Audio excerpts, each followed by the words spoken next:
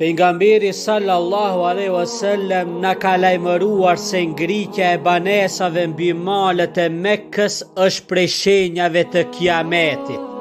Ibni Ebi Shejbe transmeton nga Ja'la ibn Atau dhe ky nga babai i vet, i cili ka thonë kisha kapur kafshën në të cilën kishte hipur Abdullah ibn Amri për frerësh dhe ai tha: "E si do t'jetë puna e juaj kur të shebëni Ka'bën dhe nuk keni për t'i lanë asaj asnjë gur?" Të pranishmit i than: "A në Islam do t'jemi në atë kohë?"